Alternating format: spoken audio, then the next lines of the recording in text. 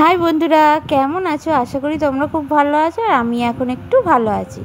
তো প্রায় 1 মাস পর আবার তোমাদের কাছে নিয়ে এসেছি আমি লং ভিডিও। তো আজকে সারাদিন কী করেছি আর কি রান্না করেছি এগুলোই শেয়ার করব। মেনলি তোমাদের সাথে যেটা শেয়ার করব সেটা হচ্ছে রান্নাটাই বিশেষ করে। তো চলো, প্রথমে দেখো, ঘুম থেকে উঠেই বাকি কাজগুলো করে নিয়ে কিছু জামা কাপড় ছিল সেগুলো নিচে দিয়েছিলাম শুকোতে, বাট শুকোয়নি। আবার নিয়ে চলে এসেছি ছাদে দিতে।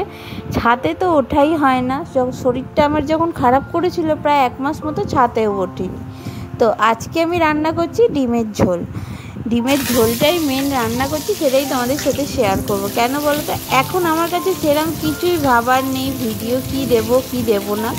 তাও অনেক দিন ধরেই ভাবি যে ভিডিও দেব কি দেব না। তা আমার একটা বোন আছে, বললো ভিডিও দাও তাহলে মনটা তোমার ভালো থাকবে। আমি ঠিক আছে তাই করি, তাই জন্যই আজকে ভিডিওটা করলাম আর শেয়ার করলাম তোমাদের সাথে।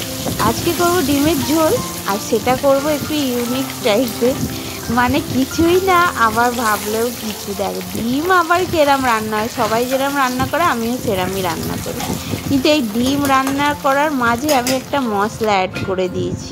সেই মশলাটা কি সেটা যারা যারা তোমরা থাম্বনেল দেখেছো তারা তো বুঝতেই পেরে যাবে কি।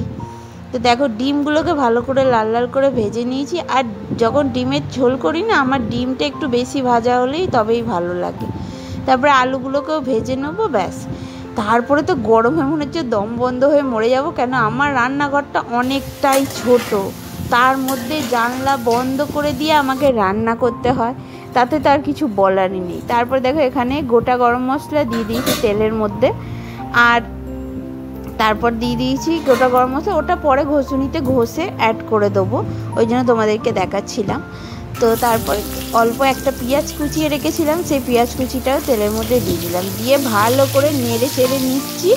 নেড়ে চেড়ে নিয়ে তারপর ওর মধ্যে মশলা দেবো। আর মশলা আমি দিয়েছি আদা, রসুন, পেঁয়াজ, গোটা জিরে, শুকনো লঙ্কা, কাঁচা লঙ্কা সব একসঙ্গে বেটে নিয়েছি, নিয়ে সেই মশলার পেস্ট তৈরি করেছি। এবার দেখো, মশলাগুলোও কড়াতে দিয়ে কিছুক্ষণের জন্য কষতে দিয়ে দিয়েছি। আর আমি আলুর সঙ্গে একসঙ্গে মশলা কষি না, কেন আমার মনে হয় যে আলুর সঙ্গে মশলা কষলে আলুটা পুরোই মানে সেদ্ধ হয়ে যায়, সেটা ভালো লাগে না। তারপর ওদিকে রান্না বসিয়ে দিয়ে চলে এসেছি বস্কোর কাছে, বস্কোকে বিস্কুট খাওয়াবো বলে। হ্যাঁ, বস্কো তো ঘুম থেকে উঠে সকালে ল্যাদ খেতেই থাকে, মানে ওর কিছুই ভালো লাগে না, ঘুমোতেই ইচ্ছে করে। আর যা গরম পড়েছে ওদের তো প্রচুর কষ্ট, ওই জন্য বসে পড়েছি ওকে বিস্কুট খাওয়ানোর জন্য। তাই জন্য ভাবলাম তোমাদেরকে একটু দেখো কেমন হাই তুলছে, দেখো খালি ঘুমোবে আর কিছু কাজ নেই ওর। আর নতুন প্যাকেট খুলেছি না বিস্কুটের, ওটা দেখে ওর ভারী লোভ লাগে। প্যাকেট যদি শুধু খোলা হয় তাহলেই ব্যাস, আর কিছু চাই না ওর। দেখো কেমন করছে, দেখো খাবে বলে। ও আরে পাগলা, ওকে দেখেই আমার সারা দিনটা প্রায় কেটে যায়। তারপর চলে এলাম আবার রান্নাঘরে, দেখছি মশলা আমার প্রায় কষা হয়ে গেছে। দেখো তেলও ছেড়ে দিয়েছে মশলা থেকে, আর যা সুন্দর সেন্ট ছাড়ছে সেটা তো তোমরা আশা করি ভিডিওতে বুঝতে পারবে না, সেটা আমি সামনে পাচ্ছিলাম তাই তোমাদেরকে বললাম। তো দেখো, মশলাটা ভালো করে কষিয়ে নিই। আমি যে কোনো তরকারি যখনই রান্না করি, আমি সবজিগুলো বা আলু যাই থাকে সেটাকে আগে ভেজে তুলে নিই।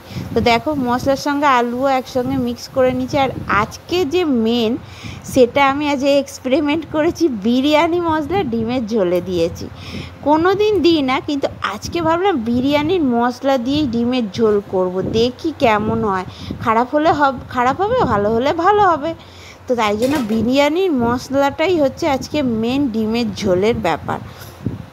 তো ওই কারণের জন্য দিয়ে দিয়েছি। আর আমি দেখতে চাই যে আমার বর বুঝতে পারছে কি না। তারপরে দেখো, ডিমগুলো আস্তে আস্তে ছেড়ে দিয়েছি, কেন আমার এখানে ডিম আমি সেদ্ধ করতে বেশি দিই না ঝোলের মধ্যে।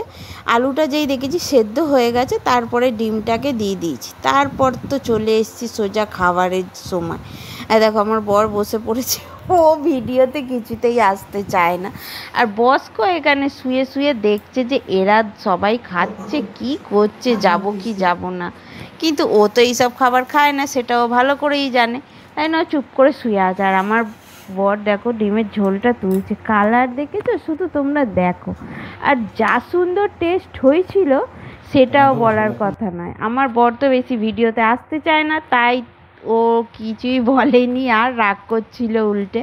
তো দেখো এখন খাচ্ছে, কিন্তু খেয়ে বলেছে যে না খারাপ হয়নি, ভালোই হয়েছে। আমি ওকে আগেই বলে দিয়েছিলাম যে ডিমের কারিতে বিরিয়ানি মশলা